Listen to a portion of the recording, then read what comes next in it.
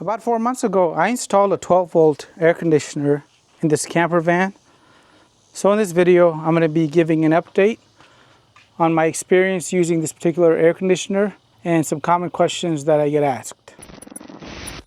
Hey everybody, welcome back to Random Fix. So yes, the camper van is all done and I've completed some road trips in it and it's been a great experience. Oftentimes I'm getting a lot of questions regarding that air conditioner because that air conditioner is actually the key to be able to use this camper van in the summertime, as right now it's 94 degrees in the shade and I live in Texas. So let's jump into what this air conditioner is, and then I'm going to go into those common questions and then also give you guys some feedback. So this is a 12-volt air conditioner and my particular unit has a heater built in too. The main reason I actually was interested in this particular unit was because of the air conditioner. The heater is a side bonus and it does the job, but I'm going to talk a little bit more about that a little bit later. So the air conditioner is really easy to use. Let me show you guys. So I have a remote here and it does have a panel. I normally just like to use the remote.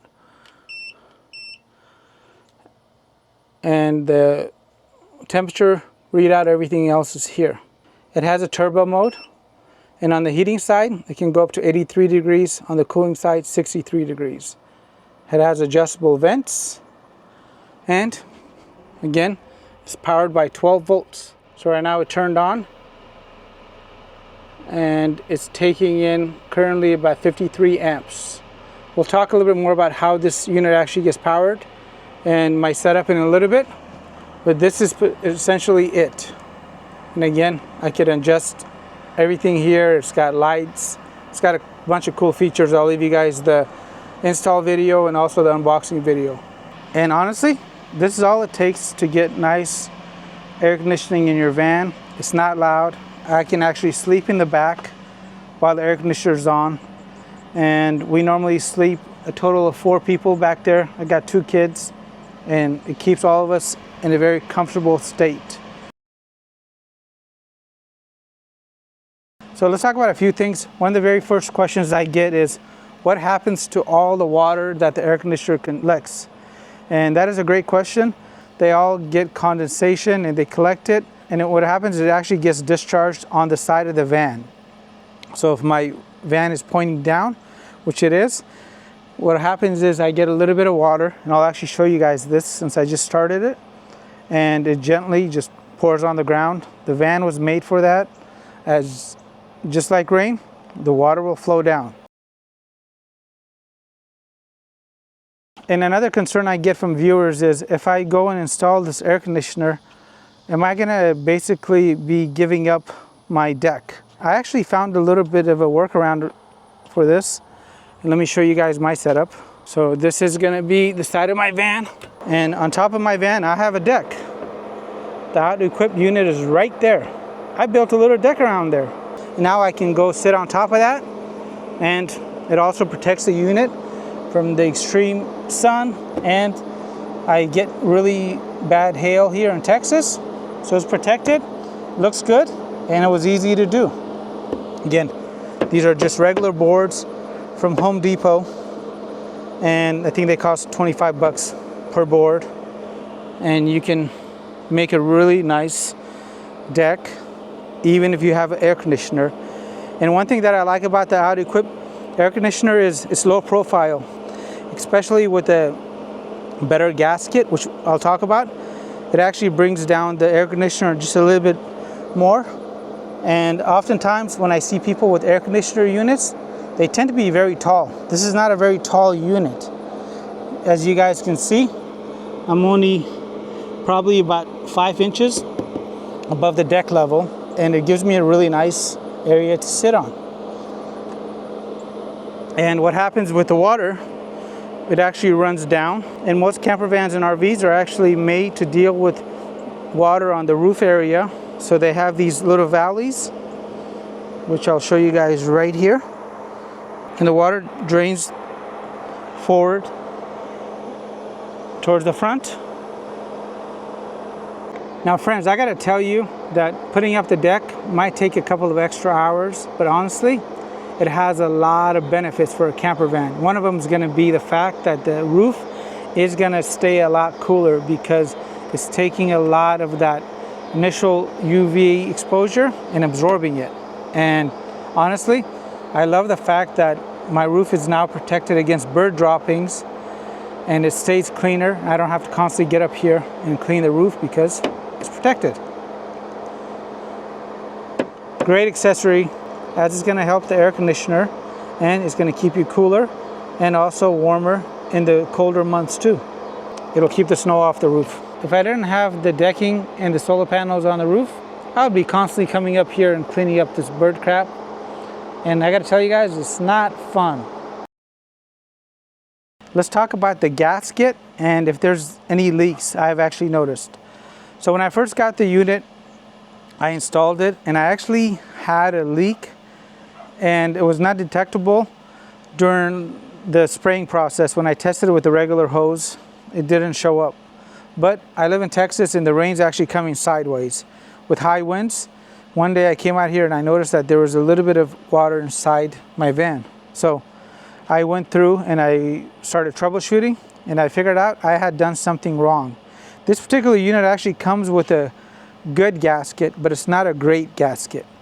The great gasket is about 20 bucks, and I'll leave you guys a link to it in the update video down below as well. With the included gasket, I made a mistake. I put the short side forward, and what I should have done is put the long side forward, and that way the water didn't come in from the back as it had more coverage. So I'll show you guys a picture on the screen on my mistake that I made. Once I figured that out, I got the correct gasket, and the new gasket was shorter and everything was pre-made. So the little support blocks in the back were already to the perfect height, and I didn't have to sit there and account for that, and that made the process really easy. Ever since I put in the updated gasket, which cost about 20 bucks, I haven't had any issues. And honestly, I like the operation and the fitment a lot better with the updated gasket. So as you guys can see, it's got a very seamless install and everything goes together really well. Again, when I'm sleeping in the van, it is not loud. I've had a regular RV before that had one of those roof mounted air conditioners that were 120 volts. Those were loud. This is not that loud, and it does the job. Before I jump into some of the more frequently asked questions, I do have to address the elephant in the room, and it's this. Just because you get an air conditioning unit, unless you put it right over your bed, doesn't mean it's the only thing that you'll need. So in my particular van, before I completed the van, I had to put some insulation in here.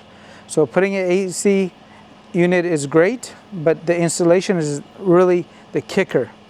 And on top of the insulation, you also want to make sure that there's fresh air being introduced into the van. Now that is an air conditioner.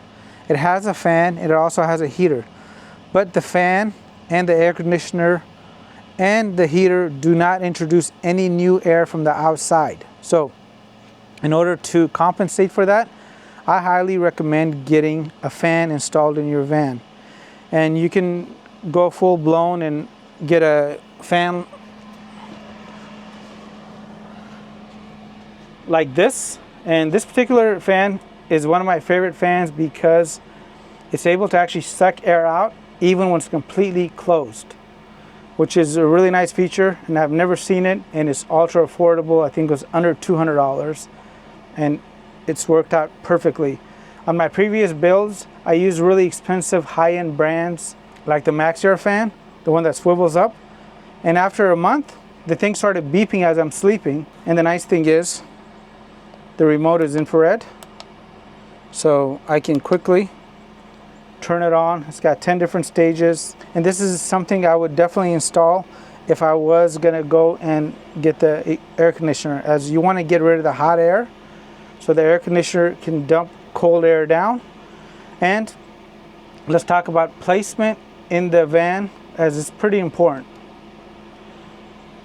So as you guys notice, my particular air conditioner unit is right in the front because my kids sit right there, and they have a TV which I actually just took off for the purposes of this video, as I'm going to show you guys some other cool things that you probably want to know. And that TV is normally mounted to the back of the headrest, and it's 12 volt. Again, I try to keep everything in my van 12 volt whenever possible, and 12 volt is very efficient. So now let's jump into the power. So my particular van has this convolt system. So I have 13,000 watt hours of power total. So I have a total of 3 different batteries that I have in here, and I'll show you guys this towards the back. And the system that I'm using is very unique. It's actually based off 12 volt native. So what that means is it doesn't lose any efficiency by trying to convert it to AC to DC, then back from DC to AC. Every time you go and convert something, you lose a little bit. So this is my power system, and there's 3 units. The bigger one in the back is just a big old 6,000 watt hour cell. This is my main unit that handles the discharge for DC and also AC, and this has 3,000 watts of power. So 3,000, 4,000, and 6,000, making a total of 13,000.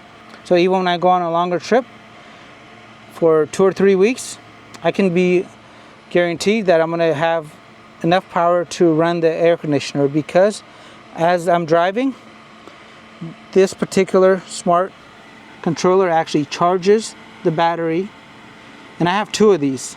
They actually came with this particular pack, and most of the time I just keep one on.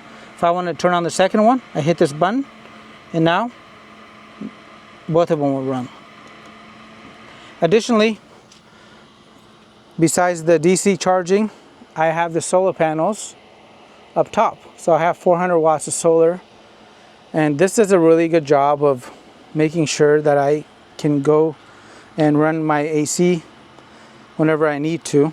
If I need to go and top off the batteries, I have a shore power plug right down here, and when I plug power into here from my house or a campsite, it goes through and charges the batteries. So I'll leave you guys a link to the full review of this so you guys can go check that out. Okay, now let's see if we got any condensation on the side of the vehicle. Okay, so the AC has been running for probably about 10 minutes now, and yet there's no condensation on the ground. So we'll come back. Just like me, you guys are probably thinking this air conditioner is great, which it is.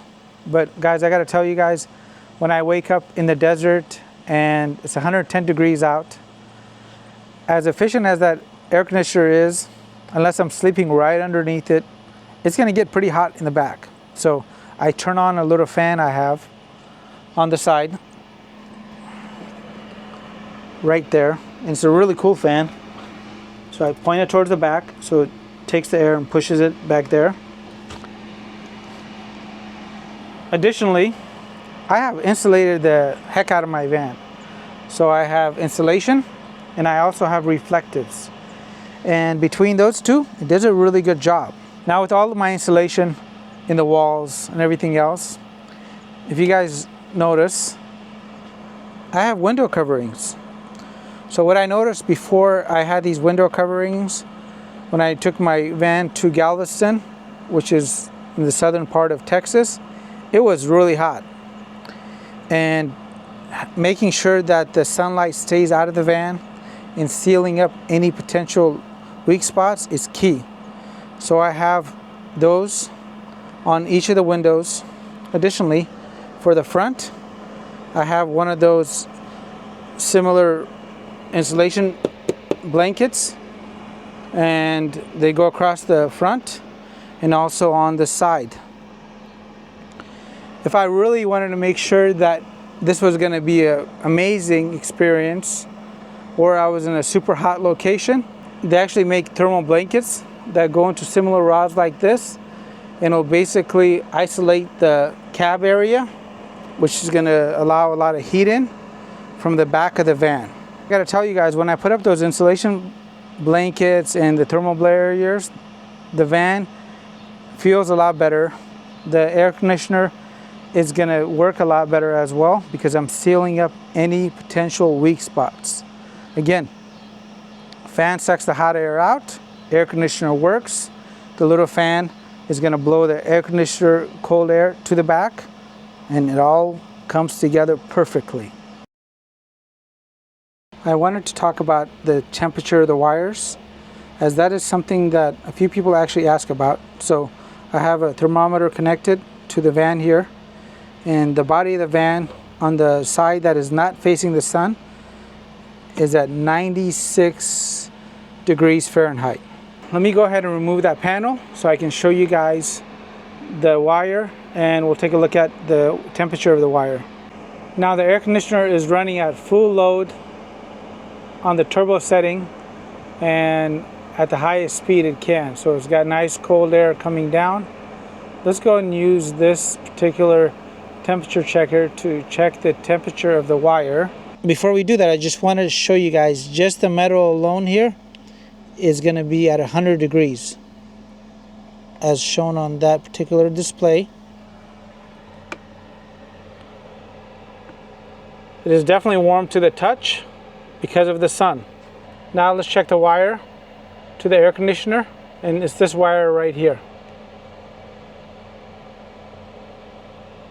It's reading at 135 degrees Fahrenheit. Now let me put that 135 degrees in context. This is a XT60 connector. The air conditioner comes with the Anderson connector.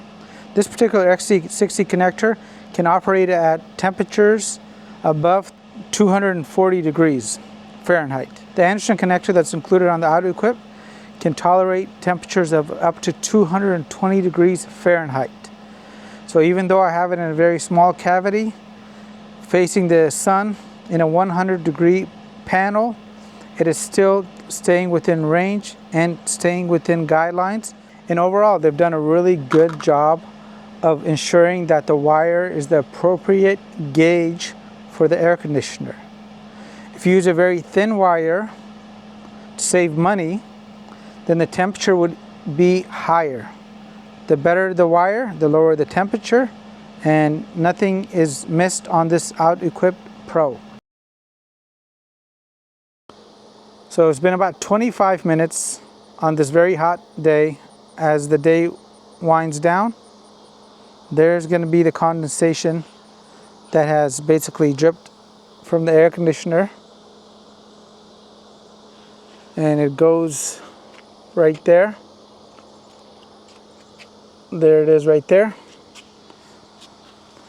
and it comes down by the driver's side front tire.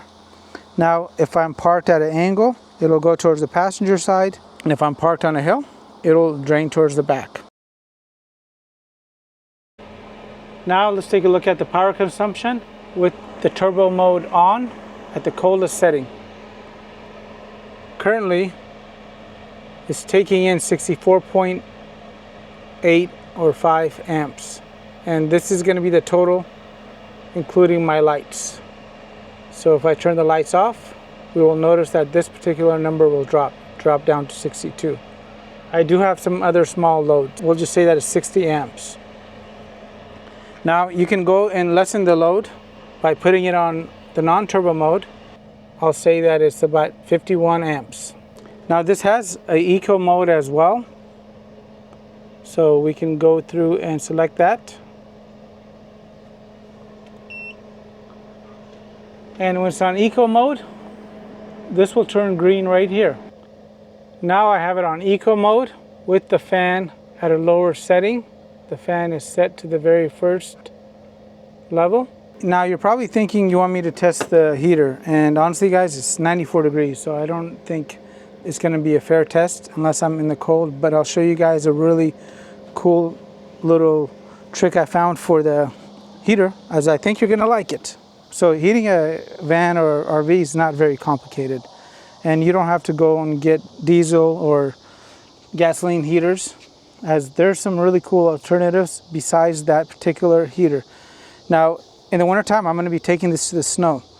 So I don't know if that particular heater was going to do the trick. So I went through and basically decided to go and get extra insurance. And this is what I have installed in my van. This right here is a 12-volt heater. And it takes in about 30 to 40 amps, and it puts out a lot of hot air.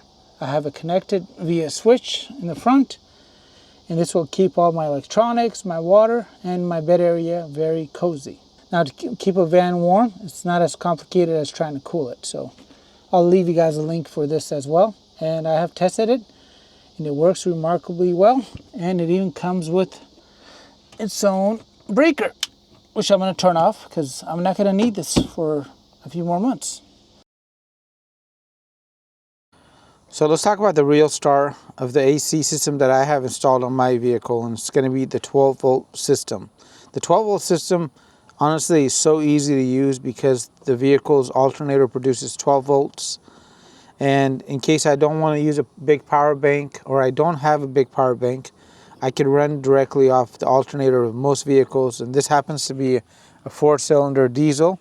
Additionally, if I had a power bank, with the use of a DC to DC charger, I could keep my battery system fully charged. Again, this is all possible with the 12-volt system. And if you decide to stick with the 12-volt system, it has many more additional benefits. And the only downside, honestly, is going to be the wire size. You have to run a little bit of a thicker wire, which it already comes with. And you don't have to run 2 wires. You really have to run 1 because you can ground out for the negative. So the whole chassis of the vehicle here is the negative. And for the positive of the AC, I have to run 1 wire. That's it. There's not a lot to it. So I recorded the video earlier today, and there's some common other questions that I did not address. One of them is going to be fuel economy. So even though I have that deck up top, and I'm going to be comparing the fuel economy from when the van was completely empty. This is the 170 extended Sprinter, the biggest one you can get, 2-wheel drive with the 4-cylinder turbo. My fuel economy, we went from 24 to 21. That accounts for all the weight, the beds, the plumbing, the water, everything that is in the van. So I only see a decrease of 3 miles per gallon, which to me is amazing. And additionally, I didn't point it out in this video, but all my solar wires, the wires for the lights, and also for my LED bars, all that stuff I ran through the air conditioner. On the air conditioner, if you watch the updated video with the new gasket, I actually show the route. And it's very easy to do, and you could run all your wires through there. And don't take a chance of making extra holes in your roof because honestly, it's not worth it. And earlier, when I was on top of the deck, I showed my 400-watt solar panel. What I didn't show is I actually have an additional wire run by my shore power plug where I can plug in another 400-watt or 200-watt solar panel. So if I'm really going to be boondocking for a very long time, I have a total of 800 watts. Now that 800 watts is enough to keep that air conditioner going and without draining down my batteries. And when I'm not running the AC, let's just say I'm going to go for a hike and the AC is not on, it's going to go and top off those batteries. So solar panels, whether you install 1 or you install 4 panels, they really do pay off as they're going to constantly charge up your batteries. And earlier where I showed the wires, that is actually my junction box. And my van is a little bit more complicated than others, but you could plug this particular air conditioner right to your batteries, or if you don't have batteries, you can completely run this off most modern vehicle alternators, as the load is about 60 amps. If you guys still have questions after watching this, please check out the unboxing and install video with the update, and you guys will get a lot better clarity, as I think this particular unit is really cool and it has some really nice features, and it'll keep you cool in the summertime and keep you nice and toasty in the winter as well. Hey friends, I wanted to give you guys some pro tips about this unit. So if you have a smaller battery bank and you want to make sure that the AC can last throughout the night and you do not want to leave the engine on, what you can do is make sure that you put this on the eco mode. Now on eco mode, I got the power consumption to be about 31 amps. That is half the regular amperage. Another thing to consider is making sure that you did this correct. So when you install the AC the very first couple of days, don't immediately put all the panels on. Take a small road trip and make sure that everything is watertight. As I mentioned before, I was very lucky because I actually did not put all the panels on, and thus I discovered that there was a leak when the heavy rains came in, and I want you to go and avoid any sort of complication, as you cannot cheat water. And if you have a helpful tip that I did not mention in this video, please share with us down below. So the air conditioner has been running flawlessly, and honestly, no complaints. The one thing I do want to go and quickly address, so you guys don't actually fall victim to this, is watch out for any unit that is overpromising something. So I have had a few people write to me and actually ask me about it, and it's going to be some very ultra efficient air conditioner units that say they take about 250 watts. So that's an equivalent of about, let's just say, 21 amps. And all I got to tell you guys is this: it takes a lot of power to run an AC compressor. So you see my household air conditioners right there. That has a 30 amp breaker, and it's got two of them because it's 240 volts. So that takes roughly about 6,000 watts to get going, and it even peaks for a few seconds when you first start it. If there was a way of making an air conditioner ultra efficient to run 250 watts, they would go and put that technology into household air conditioners, because the energy usage of cooling systems is really high, and it's my biggest power hog at the house is the air conditioner. So don't be oversold on false promises, guys. I'm just giving you guys these numbers as they are. So to summarize everything up, let's go and address everything that I talked about in this video. This air conditioner, as good as it is, and the fact that it's 12 volts, so you don't necessarily need a huge battery bank, and you could run this off your vehicle's alternator when it's running. That's the beauty of 12 volts. Even though it's got all those advantages, it will not keep your van cool unless you take a couple of extra steps of putting the insulation in, put some reflectives. If you don't know what that is, I'll leave you guys a video. Go through and get some shades for the windows. You don't have to go crazy, but if you have the budget, it really does make a big difference. Anytime there's a window, make sure that you keep the sun and the heat out. Look at some thermal blankets for the cabin area, and also know that you have to get the hot air out. So you may want to go and invest 150 bucks into that fan that I showed you guys. And also consider installing a smaller fan inside the camper van to go and circulate the air. And if you want to make sure your van really doesn't heat up, try to avoid installing unnecessary windows. So the only window I really recommend installing on this Sprinter, for example, is the one on the passenger slider, because when you're making a turn, you can't see what's going on. Now, you don't necessarily need a window on the driver's side rear, as it's just going to allow extra light and heat and cold to come in. So limit your windows. And if there's any questions that I did not address in this particular video that you feel is important, please let me know what they are, and I'll do my best to get back to you guys and point you guys in the right direction. As always, guys, make sure you guys give the video a thumbs up. I really do put a lot of time and effort into the videos, and I have other videos coming up on how you could power up this particular unit off a standard non-12 volt native power station. But I will leave you guys a review video on how I quickly installed that particular power station and how easy it is down below, so you guys can see it for yourself, as it's awesome and there's nothing to really configure and it gets the job done. Thank you guys so much. We'll see you on the next one.